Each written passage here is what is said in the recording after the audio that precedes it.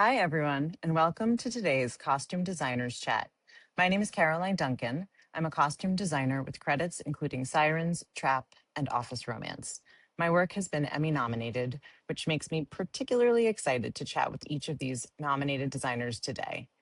I'm so excited to be talking to both of you about the importance of costuming and developing character and building an immersive world and story. Without further ado, let's welcome Dayna Pink, Emmy nominated costume designer of Fallout Season 2, joining us from the set of Season 3. We also have Olga Mill, Emmy nominated beef costume designer. Thank you both for joining us. Let's get into our questions.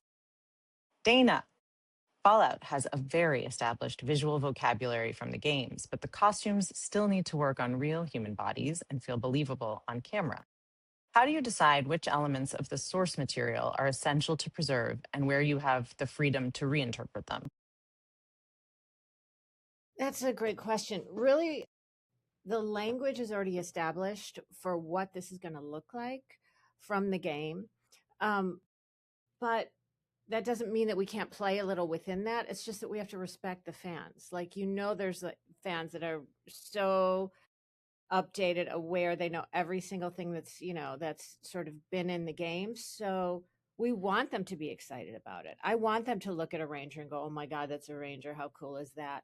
So the whole Legion, we tried to kind of um, stay pretty close. I mean, we're making all this stuff in house, actually.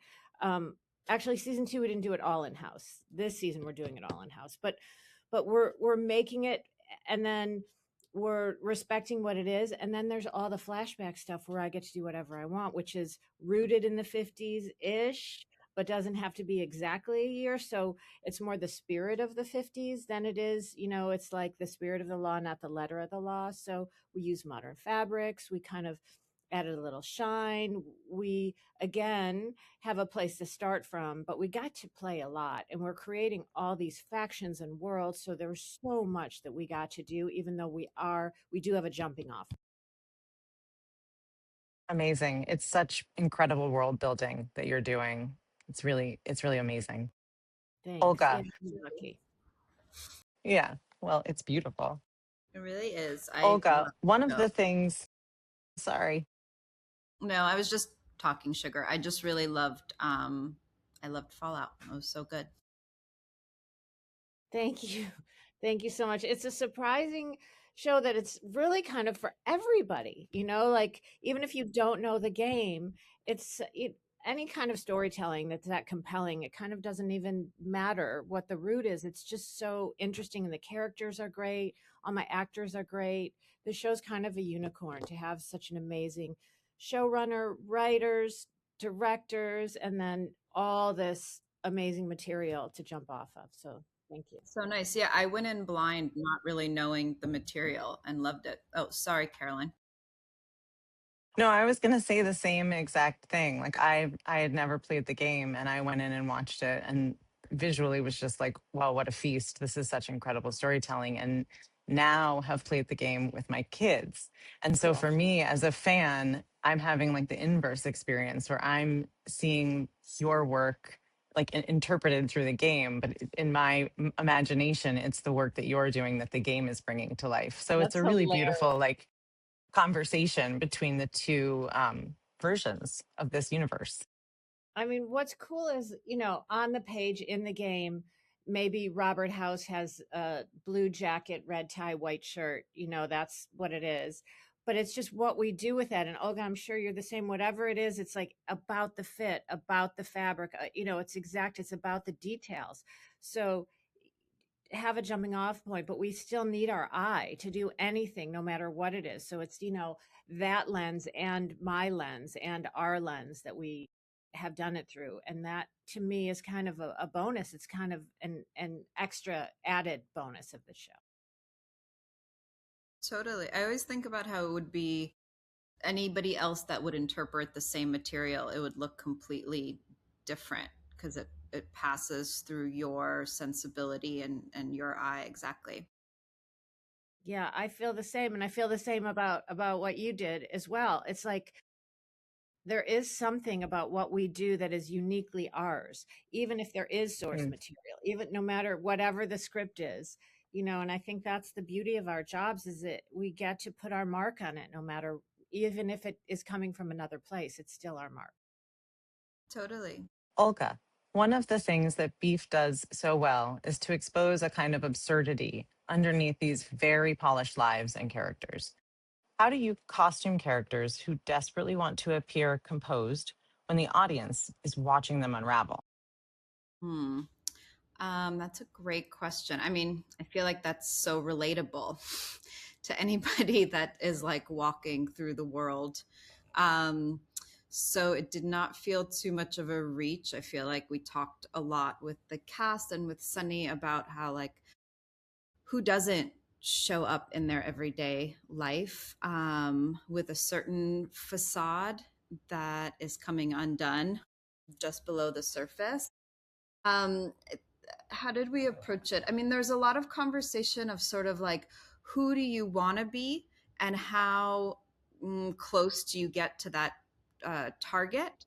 So it was constantly kind of speaking about it almost like a game of darts or something, right? Let's say like somebody like Lindsay, who's kind of like set their sights on like, the bullseye would be like being this kind of like Montecito prairie fantasy, and at what points is she closer or further away to that bullseye? Same thing with like Ashley as she starts to work in the club. But all of that was kind of came from like a character analysis of how much are these people succeeding or failing at what their inner life is trying to hide. If that makes sense. Um, yeah, I mean, I kind of like characters more that are like that versus a completely like polished veneer, seeing the kind of juxtaposition between an attempt at like a being quite presentational and then what's actually going on is like much juicier, and I kind of tend to fall in love or gravitate towards those characters much more. I love that interpretation. That's so cool with a bullseye. That's really interesting. I love talking to costume designers. We have the same job and yet we don't work together. I So we all know. approach. And it's really interesting to hear little pearls from other people of how they do the same job that I do. Just what you were saying about through our lens, or, it's the same thing of like, what is the approach? And that's a really smart, interesting way to do it. I know, that's why I wish we like all, and we can, that's why this is so nice, but it really is so uh helpful and also just like spiritually helpful to talk to other costume designers, because you're always like kind of on an island on each job, hopefully you can kind of like hold on to the production designer like a life raft. But otherwise it's like I don't know, I also just generally like every time I meet more costume designers I tend to be like, oh, we're great. I really I do think the job kind of like attracts really interesting, smart. I love talking to costume designers. I wish it was like a standing dinner date. It is. It's I also really think it's amazing. We each bring our mentors into our own process, like the people we learned under, the designers we worked for or assisted, what mark they have on how we work, and how we work will kind of inform and influence, or maybe not, the people who we're helping to raise up in our industry. So there is a circularity to it that's very beautiful. Like the language it is all in conversation. That's interesting. I actually never was an assistant ever. I was a stylist. So I did like what's beautiful, what's the coolest, what's the best. I did commercials, I did styling. And then I moved to LA, commercials, and tons of music video. I did a lot of musicians. And then I got the opportunity to do a movie because I had done a Tenacious D music video for Mhm. Jack. And then they were doing a movie, Tenacious D. So they asked me to do the movie, and I went in to have a meeting about it, read the script, and was like, yeah, okay, went and had the meeting. And in that meeting, they started talking about the director and producer started talking about what Jack was wearing, but where did he get it? And why was he wearing this t-shirt? And what does it say? And all of a sudden I was like, wait a minute, like we're storytellers actually, which is different. But my styling background gave me the what, and then the costume design sort of gives you the why, Hmm. So, but I never worked with, then I started designing, and then, so I never worked with anybody else. So I actually had to figure it out, and it like in real time. They were just like, we're going to get you a really good supervisor. And they did. And I just had to figure it out. So I don't know, 30 years later, I'm still figuring it out. I don't know, but I do hope that I am, uh, helping other people grow as designers. And, I hope we make a good example for our departments. I have such amazing people on this show because it's been slow in LA.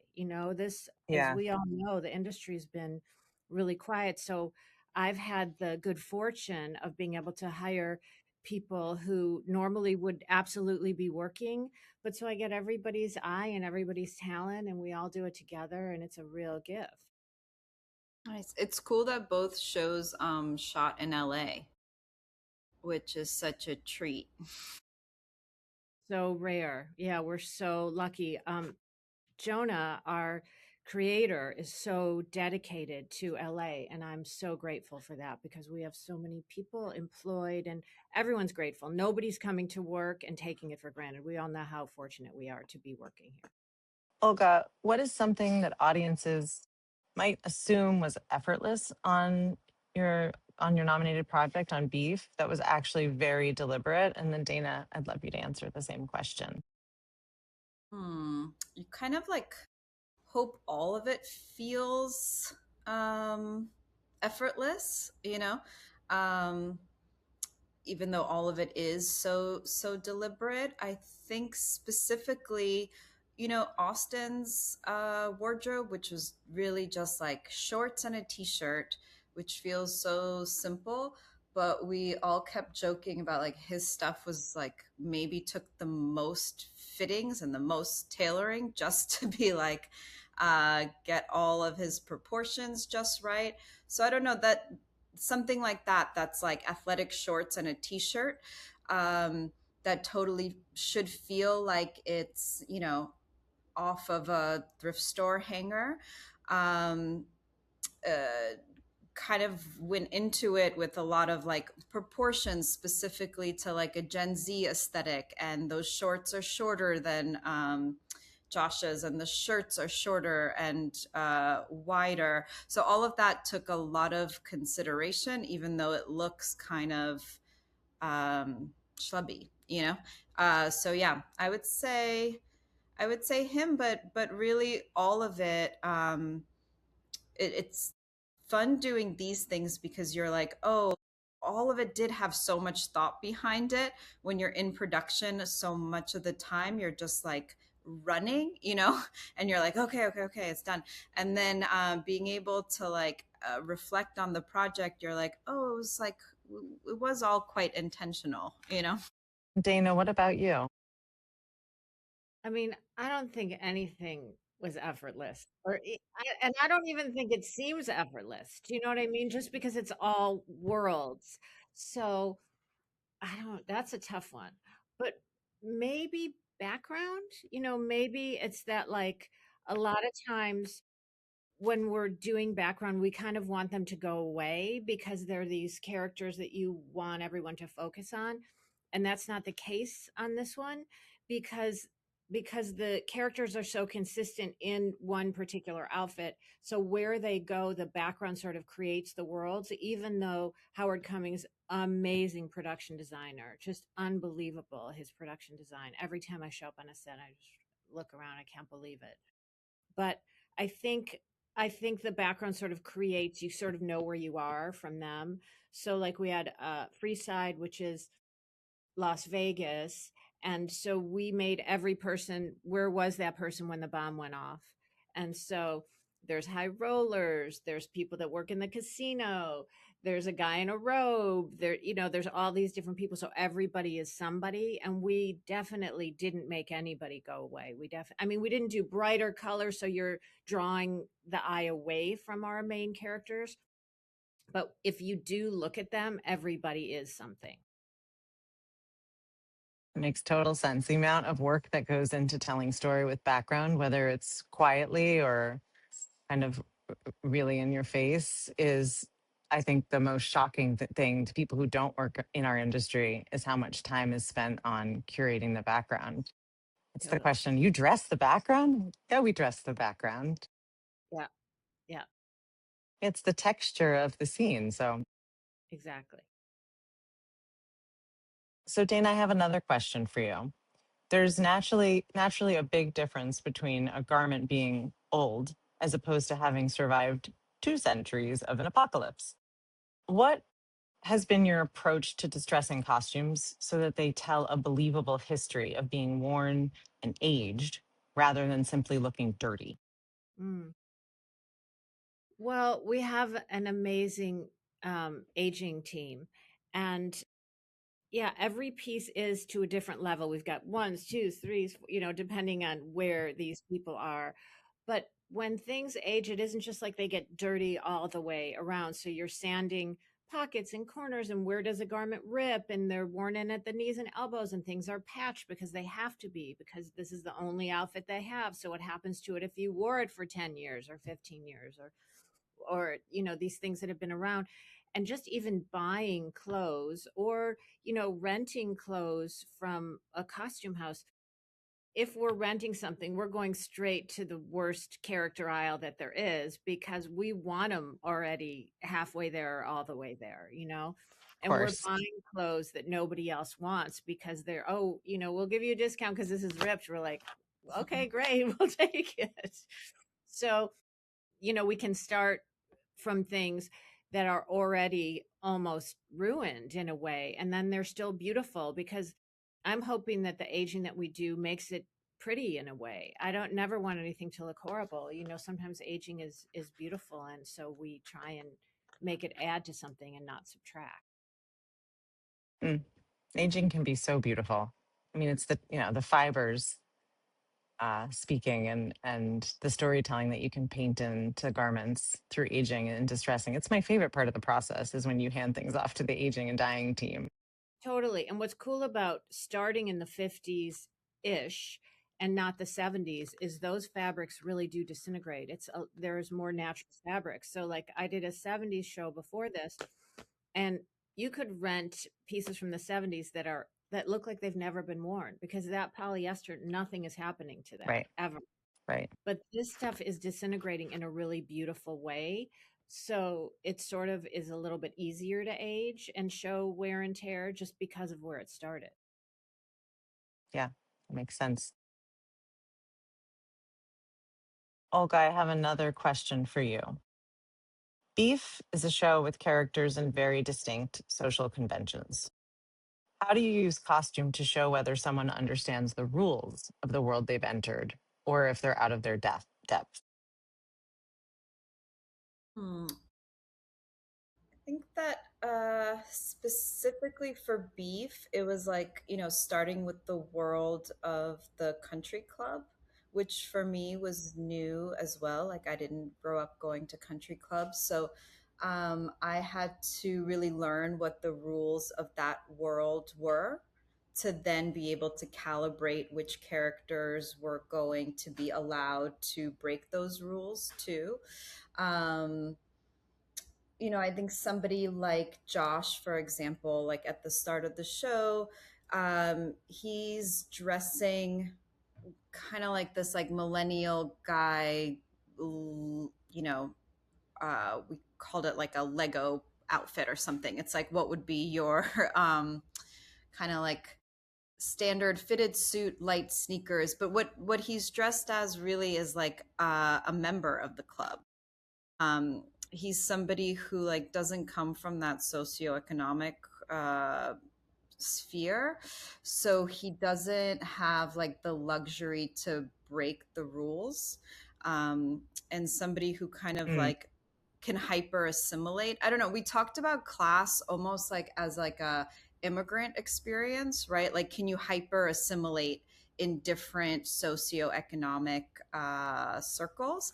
And I think for him, dressing like the club members is like also part of like what members pay for. Like what I noticed after kind of spending some time in those spaces is people don't want like the employees to look like employees because that feels kind of like icky, you know. Then you have to like come to terms with like the big class disparity. It's like you want the club manager to just feel like we're friends, you know, like we're the same, we're in the same tax bracket. That feels like better for the members. So that was kind of like the philosophy with him. And then like somebody like Ashley who's coming into that space, it was really fun to have her try to attempt to fit in professionally and not quite, again, like hit that bullseye or hit the mark. But yeah, thinking about it as almost like whatever your class level is like its own culture and country, and thinking about like if you're a tourist versus a native there, and how much permission you have to break the rules, and kind of the more money you have, the more permission you have to break those rules too. So somebody like Ashley is really concerned in a cringy way of not breaking those rules. I find it fascinating how shows and films about class are so foremost right now, given what's happening in the world, that there's a real obsession of looking through the lens of politics through kind of parodies of class in television and film. I know. I feel like it Makes kind of sense. like I was thinking about that, and like Parasite keeps coming to mind. I feel like that was the first, obviously not the first movie, but like in the past few years where that like inspired um a lot of the like have and have not tension that keeps coming up. Yeah, it was a very strong example of that, a flooding of that. I know, how can it not be? It's in our face every day. And going into my next question for you, Olga, which is connected, a lot of beef revolves around comparison and envy, of course, connected to class. When two characters are in a scene together, are you thinking about how their clothes interact in terms of that dichotomy, whether that means looking more expensive, comfortable, powerful, or out of place? Totally. Yeah, like I think again in any project you're always kind of calibrating what like volume each character is talking at costume wise, or within the scene, but especially with beef, like I think actually there's the power struggle, but we talked a lot about like mirroring. So let's say like two characters are in a scene, and how much are they trying to kind of like wear each other's skin or absorb Mm, what one wants from the other. And I think again Ashley's the one who kind of does that the most, like when she's really preoccupied with Eunice, she starts to kind of dress like her, and then by the time we get to the end of the season when she's in Korea, she's really doing the kind of like Zara version of whatever Lindsay and the other like Montecito women were doing. So yeah, it's a constant kind of like mirror and reach between what they're all aspiring to be. Dayna, Fallout often presents versions of history that are very different from our own. When designing that world, where do you draw the line between historical research and Fallout's alternate history fantasy? I mean, it is again the spirit of the law versus the letter of the law. You know, so we're creating unreal reality, um, but it's based in something. So again, it gives us a place to jump from. But I don't know, it's just to me like creating a wonderful place to start, and then we get creative from there, you know? I'm not when I'm working, like I did a show called Lovecraft Country, and then someone would say about, oh yeah, it's a horror, and I was like, oh, I wasn't making a horror show. Like to me, you're kind like I'm reading it. You're dressing the characters, you're dressing the moment, but you're not trying to speak louder than the character is or give away anything, you know. So to me, I'm kind of just acting like it's real. And what would you do, right? It is no different than beef. Like I'm so fascinated, Olga, by everything you're saying about characters, and can't wait to go back and see again now that you've said this one's trying to dress like this one. So it's so interesting to me how much thought we have in all these things, but it all comes from character first, you know, and then there's the period, and then what was available at the time, and then what can we get away with, and what's like creative and really fun? How can we add to it? You know, it's a place to start, but we're dressing from character. So I'm not making an apocalyptic show. I'm just saying, like, what is the person wearing after a bomb went off? Like that, you just sort of have to jump into that thing. And it has its own history. And yes, we have some historical things to look at and to compare to, but really, I don't know. That's the fun of what we do, is the what if and the what can we get away with. And what, again, it's like the styling part of like, well, what looks the coolest, but what was real and what would this character really do? So there's all these different things that go into it. And sometimes we're making these illustrations because we make almost everything on this show.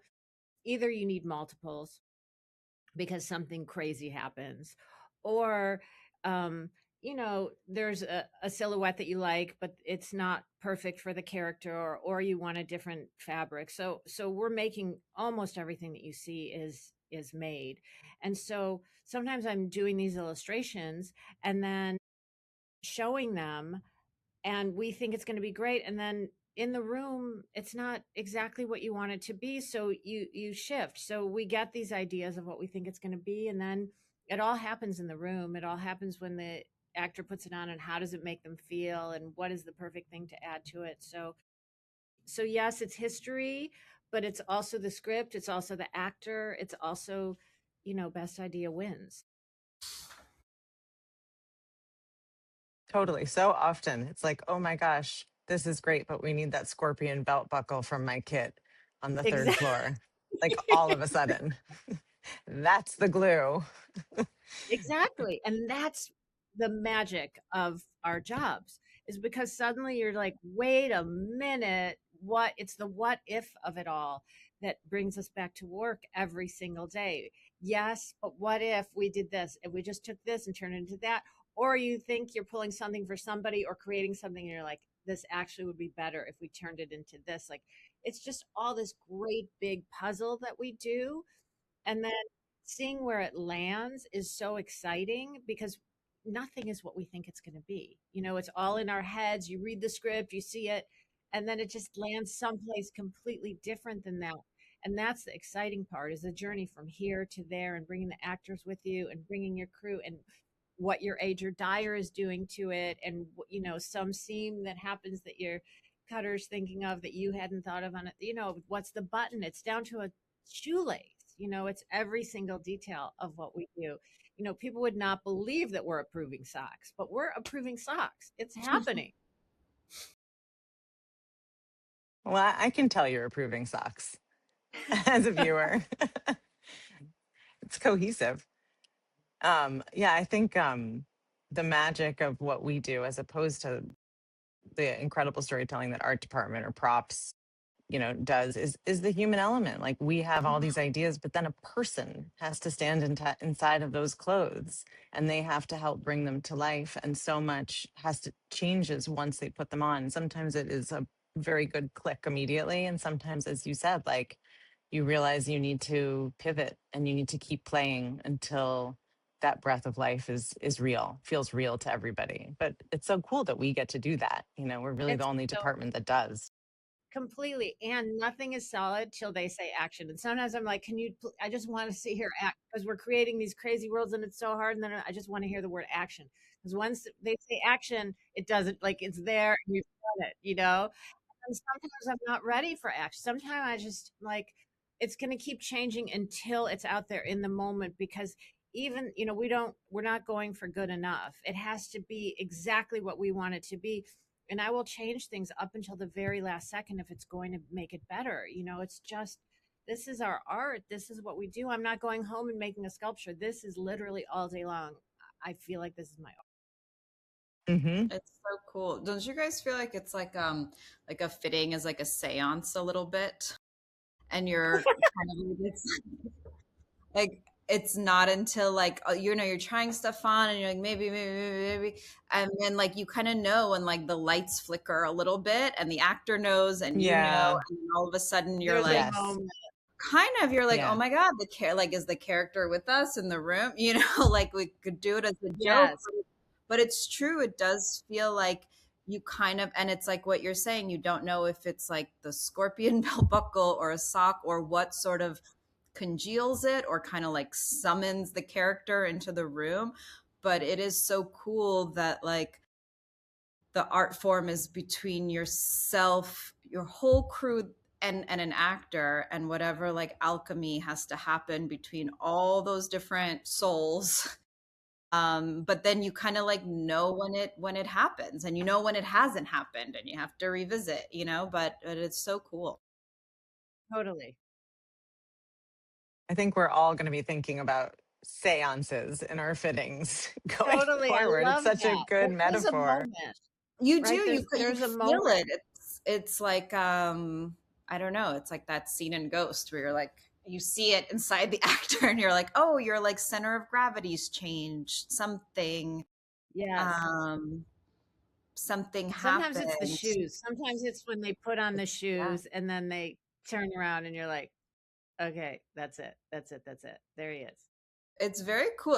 I feel like when it happens, like, don't you feel so powerful in a way? You know, you're Yeah, like, I oh, feel I so like, grateful. yes, Uh-huh. it's so To cool. help It's them like, find that. Hmm. Yeah. Feels Because it's magical. also a And yeah, mix it's of so like, exciting yeah, when you I find find that it. moment. It feels so like a rush. It feels really beautiful. Like, oh, Yeah, this mhm. is why we do what we do, these moments. exactly. Exactly. And it's all the preparation that we've done in order to get there, because really we're sometimes the first point of contact for an actor. We've been thinking about it for weeks, if not months. I've read something, I've been prepping, I've been drawing, I've had illustrations done, I've done all the stuff. We've been shopping, doing, and then they walk into the room and we already have these thoughts in our head about where this character has been and why they're wearing what, and so we're really helping them on this journey to find the place. And so it's way more than clothes. What we're doing, we're helping them stand in the shoes literally and figuratively of this character. And so it's kind of an honor what we get to do. Absolutely. So I'm going to go back to our final question. Both of these shows have ensembles with very different levels of power and resource. How do you create those distinctions without reducing them to something as simple as richer characters have nicer clothing? We're storytellers, so every piece means something of what somebody is wearing, just like every piece that we're wearing means something. It has something to say about who we are. So just be, it's like in life, sometimes the coolest person in the room is definitely not the wealthiest person in the room. It's about their eye and taste and, what they're saying, what their clothes are saying about themselves. So it isn't really about money to me. It is more about who these people are.